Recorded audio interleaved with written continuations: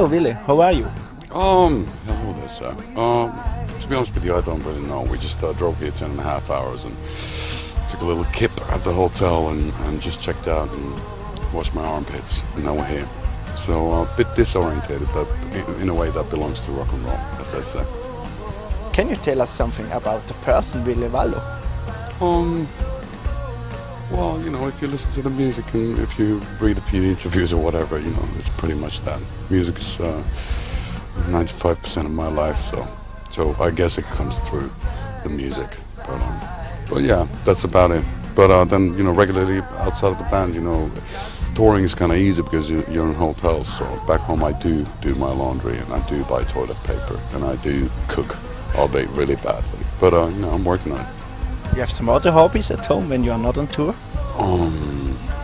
When I have any gardening, I'm getting into it, but I like forest gardens, so they're really messy and just well, not necessarily messy, but they're like quilt work, patchwork. They're just bits and bobs here and there, as opposed to something really structured. And your actual record is called Tears on the Tape. How would you explain the current download and streaming generation, what a cassette tape is? Well, in certain genres, some underground stuff, cassettes are actually pretty widely still used. Cassette tape is like CD, but way cooler. Because there's a lot of people who don't even know CDs anymore. Young people. So cassette was our MP3 back in the day, in the late 70s and 80s. And if him would be a movie, what would be the main story? The main story? We were just talking about Steven Seagal, so maybe it'd be something like straight to video, like Seagal's latest hits, whatever, I don't know. As long as it doesn't involve him playing the blues. And join me in the death. A viewer of us would like to know who will join you in the death. Oh, right. Well, as my mom said, you can't take anything with you, so you should just spend it all on Earth. What we just discussed when I was asking, should I buy an expensive guitar? I'm like, yeah, go for it, because you can't take anything with you or anyone with you. And your songs are very emotional.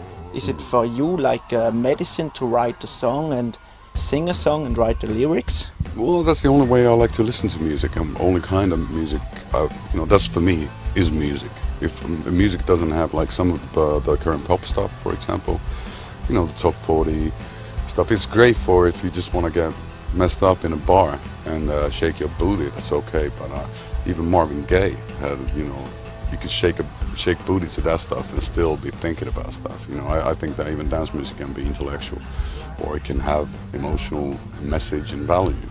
And Ville Valo as fanboy, whom would you like to meet? It'd be nice to meet Bono. I grew up with U2, and it'd be nice to sit down in a pub down in Dublin and try to figure out the meaning of life. But if your band members would be the characters of a chess game, who would be which figure and why? It would be super easy. Everybody else is a pawn and I'm the queen. Right. I want to hear this. And another viewer would like to know if there is a chance that you do again something with Apocalyptica. No idea. I haven't seen Aka in a long time. They've been busy doing their own stuff, and at some point we were discussing me singing something for their album, but it's also it was a great opportunity to do a song called Bittersweet with Lauri from the band Rasmus, and that ended up as being a single for the Apocalyptica album. I think that was great. It's like one of them things that if you succeed the first time, don't do it again, because you easily ruin the kind of like the magic of the first session together. So I think that it has to be something different, coming from a different angle, and that it would make sense to do something like that again. Okay, great. And another viewer would like to know if there will be a re-release from 666 Way to Love, yeah, and from the demos from 92 and 95. Re-release, we're actually at the moment, the first 4 albums, Greatest Love Songs Volume 666, Razorblade Romance, Deep Shadows, Brilliant Highlights, and Love Metal, they were never properly released and promoted over in the US.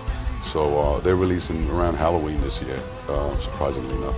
They're releasing all those 4 albums on vinyl and on super edition CDs and whatnot. And I just scoured I went through my archives and I found about like between 8 and 10 bonus tracks for each album that have never been released before. So a lot of stuff that is hopefully more interesting than re-releasing this stuff that is already on the blogosphere. And already the last question. If him would be a drink, which drink would characterize you in the best way? That's a tough one.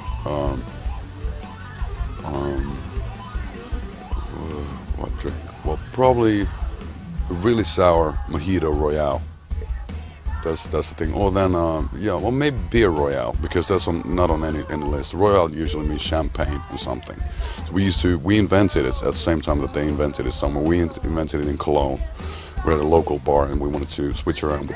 Mojito, I don't like it too sweet, so kill a lot of sugar, more lime, and then have like a little top of champagne on it. You can have cheaper ones as well, like just whatever bubbly, but champagne's the thing. But then the coolest thing is to do the cheapest beer, like Pabst Blue Ribbon, and then have champagne top.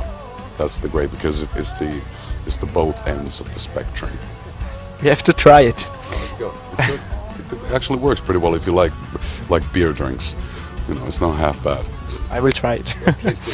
And your last words to our viewers and your fans in this camera. My last words. Well, hopefully these won't be my last words, but good to see you again on the other side of the screen. And yeah, I hope to see you soon. We don't know anything about touring. We're going to tour until the end of the year and then work on some new music, and hopefully that gives an excuse to be talking here again and play over there again. So thank you very much. Thank you for the interview. And it's when you see something